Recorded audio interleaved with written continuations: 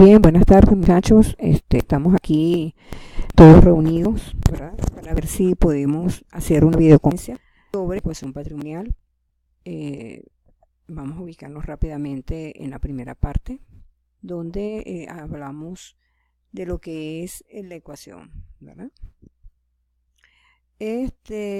Vamos a ir a lo que es primero, ¿verdad? La definición de la ecuación.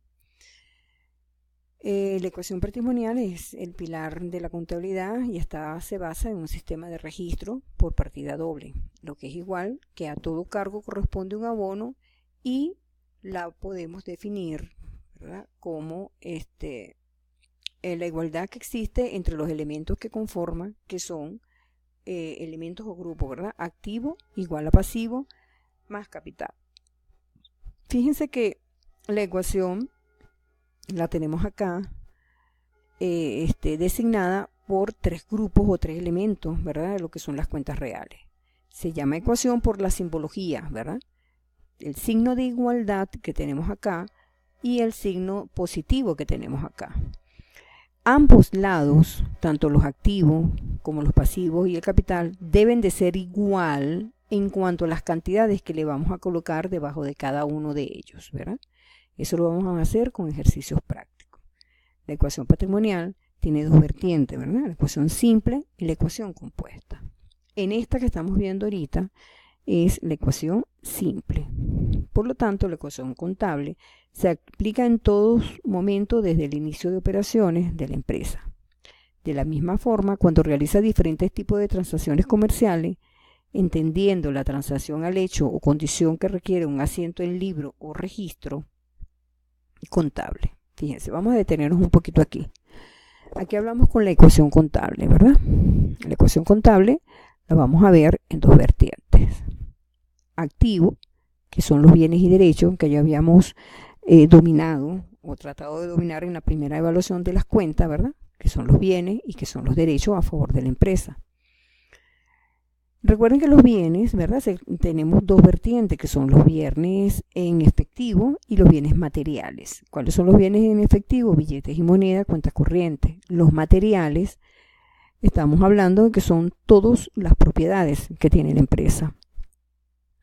Ejemplo, terreno, vehículos, maquinaria, etc. Los derechos, ¿verdad? Son los derechos que tiene el dueño de la empresa, ¿verdad? Para con terceras personas. Un ejemplo de ese derecho sería una venta a crédito.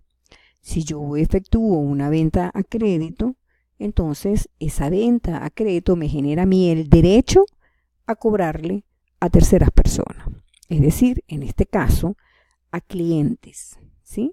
En este caso, cuando estamos hablando de activo, es a clientes. Pasamos entonces al otro lado de la ecuación, donde dice que es igual al pasivo más el patrimonio neto o capital. El pasivo son deudas y son obligaciones, también para con terceras personas. ¿Cuál es la diferencia entre la deuda y las obligaciones? Que la deuda se realiza a través de facturas, ¿sí?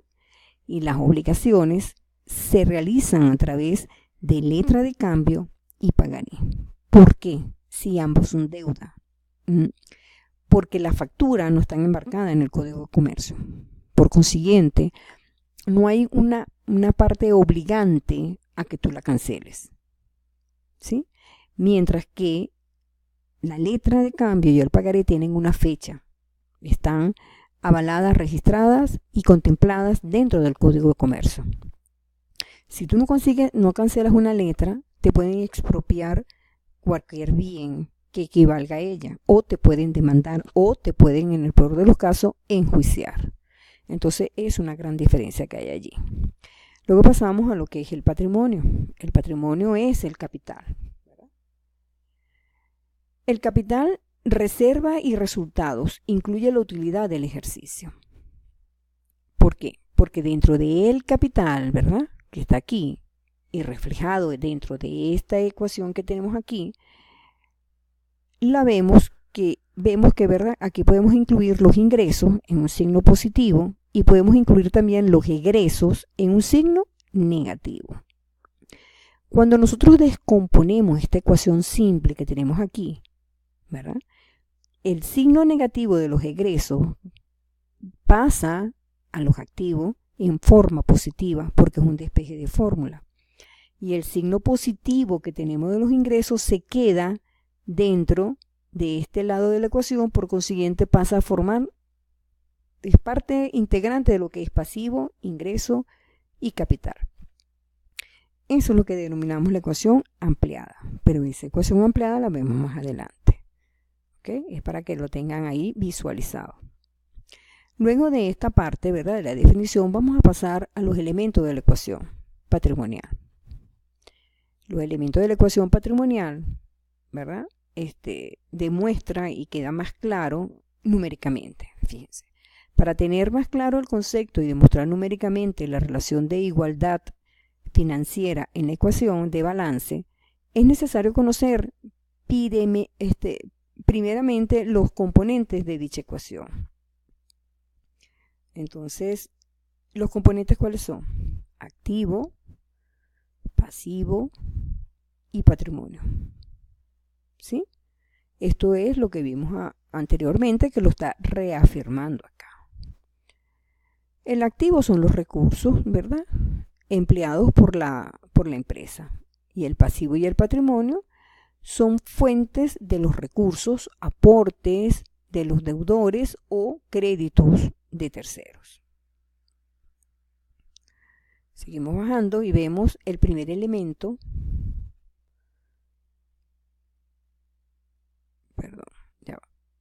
Vemos aquí el primer elemento de la ecuación contable, que es el activo. Y el activo se define, ¿verdad?, que es el conjunto de bienes, derechos y o valores que posee una entidad. Dichos bienes tienen un valor económico expresado en términos monetarios y se clasifican en activos circulantes, caja o banco, caja o efectivo, bancos, inventarios o mercancías, bienes muebles e inmuebles, maquinarias, equipos, todos estos utilizados para el desarrollo normal de sus actividades. También lo conocemos como activo no circulante, que son los documentos por cobrar, maquinaria, mobiliario y equipo de oficina. También están los bienes inmateriales o intangibles, que son aquellos que como patentes, inventos, etc., que coadyuvan al desarrollo de actividades de la empresa.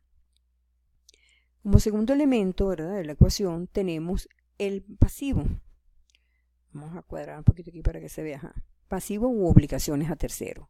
Un pasivo es una obligación presente de la empresa que proviene de hechos pasados, cuya liquidación se espera que produzca un beneficio económico. También se conoce como el conjunto de deudas y obligaciones a terceras personas pendientes de pago a una fecha determinada. Vamos a detenernos un poquito acá. Cuando hablamos de una obligación, ¿verdad?, yo siempre he hecho énfasis en que la obligación está enmarcada en el Código de Comercio. ¿Sí? Está enmarcada dentro de los artículos 400 del Código de Comercio. No especifico bien porque creo que es el 437, pero para no equivocarme, se enmarca dentro de los 400. Entonces, esa enmarcación del Código de Comercio conlleva a la parte de la ley, ¿verdad? Y la ley te puede obligar a que efectúes el pago. Solo la ley obliga a eso. Un recibo no te obliga, no te meten preso por eso. ¿Ves? Entonces, y una factura tampoco.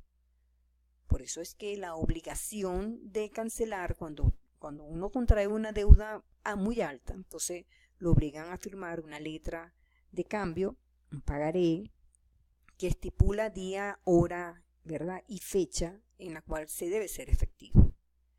Mientras que la factura no estipula nada de ello. Por eso es que la factura yo la he clasificado dentro de las deudas y la obligación, ¿verdad?, la he clasificado dentro de lo que es el Código de Comercio, porque así lo emana, pues lo enmarca.